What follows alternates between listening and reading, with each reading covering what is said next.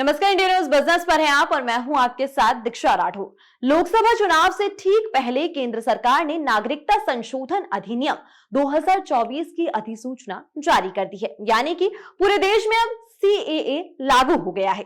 इस कानून के लागू होने से 3 पड़ोसी देश पाकिस्तान, अफगानिस्तान और बांग्लादेश से आए गैर मुस्लिम शरणार्थी यानी कि हिंदू, सिख, बौद्ध, जैन, पारसी और ईसाई अब भारतीय नागरिक बन सकेंगे। इसके लिए बस इन लोगों को सरकारी गाइडलाइन का पालन करना होगा और नागरिकता के लिए ऑनलाइन अप्लाई करना होगा। हालांकि कुछ जरूरी शर्तें भी रहेंगी, जैसे सीएए नियमों के तहत अप्लाई करने से पहले भारत में 1 साल तक लगातार रहना मैंडेटरी है।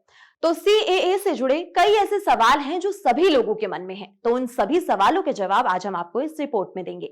लेकिन उससे पहले थोड़ी सी जानकारी मैं आपको दे दूं। तो दरअसल सीएए दिसंबर 2019 में संसद में पारित हो गया था। 4 साल से ज्यादा समय बाद इसके नियमों को अधिसूचित किया गया है। केंद्रीय गृह मंत्री अमित शाह ने सीएए के लिए फॉर्म जारी कर दिया है। इससे सभी जरूरी दस्तावेजों और नियमों की जानकारी दी गई है। तो वहीं पश्चिम बंगाल, केरल, मेघालय, त्रिपुरा और असम में सीएए को लेकर विरोध शुरू हो गया है और ये होना भी तय था। तो हम सवालों पर आते हैं। तो सबसे पहला सवाल है, किन लोगों को मिलेगी नागरिकता? तो ऐसे शरणार्थियों को नागरिकता दी जाएगी जो 31 दिसंबर 2014 से पहले भारत में आकर बस गए हैं। एप्लीकेंट्स को वो साल बताना होगा जब उन्होंने यात्रा दस्तावेज के बिना भारत में प्रवेश किया था। भारत में आने का दिन, भारत में आने के लिए वीजा या इमिग्रेशन स्टैंप समेत बाकी जानकारियां देनी होंगी। अगला सवाल है कि सीएए का सिस्टम कैसे काम करेगा?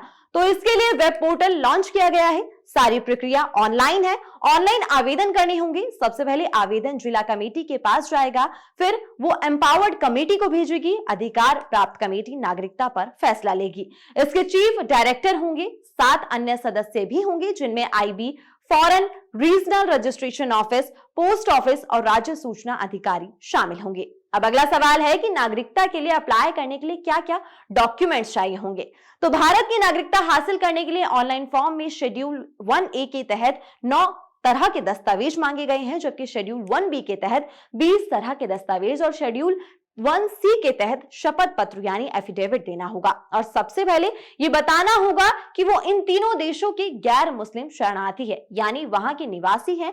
इसके लिए वहां के passport, birth certificate, educational certificate, driving licence और जमीन से जुड़े दस्तावेज दिखाने होंगे। आवेदक भारत सरकार की तरफ से जारी Aadhaar card, driving licence, ration card, जन्म प्रमाण पत्र, पैन कार्ड, जमीनी दस्तावेज, बिजली और पानी बिल, मैरिज सर्टिफिकेट आदि दिखाकर भी नागरिकता के लिए अप्लाई कर सकता है। अब सवाल उठता है कि अगर दस्तावेज नहीं है तो क्या करें? तो फॉर्म भरने के लिए दस्तावेज होना जरूरी नहीं किया गया है। अगर किसी के पास कोई दस्तावेज नहीं है तो वो उसका कारण बता सकता है। अगर कोई डॉक्यूमेंट है तो जानकारी देनी होगी। इसके अलावा अगर किसी राज्य में बसे हुए हैं या बसना चाहते हैं तो वहां के नियमों के हिसाब से मूल निवासी का प्रमाण पत्र हासिल कर सकते हैं। अब अगला सवाल है कि फॉर्म में क्या क्या भरना होगा? ऑनलाइन फॉर्म में आपको अपने माता पिता या पति का नाम, भारत में कब से रह रहे हैं और कहां, कौन से देश से आए हैं, वहां कहां रह रहे थे, भारत में आने के बाद क्या काम कर रहे हैं, किस धर्म से संबंध रखते हैं, ये सभी इंफॉर्मेशन आपको भरनी होगी। और शादीशुदा और गैर शादीशुदा लोगों के लिए अलग से फॉर्म है। वेब पोर्टल पर इसके लिए अलग से फॉर्म है। अगर भारत आने के बाद किसी भारतीय से शादी की है तो उसके बारे में भी जानकारी देनी होगी। बच्चों के लिए भी अलग से फॉर्म दिया गया है। अब अगला सवाल है कि कोई आपराधिक रिकॉर्ड होने की स्थिति में क्या होगा? तो अगर कोई आपराधिक रिकॉर्ड है तो इसकी जानकारी देनी होगी। अगर सरकार को लगेगा कि ऐसे किसी शख्स को नागरिकता देने से खतरा हो सकता है तो उसका फॉर्म कैंसिल किया जा सकता है। वहीं सीएए लागू होने के बाद से कुछ लोगों का यह भी सवाल है कि क्या इससे किसी की नागरिकता छिन सकती है?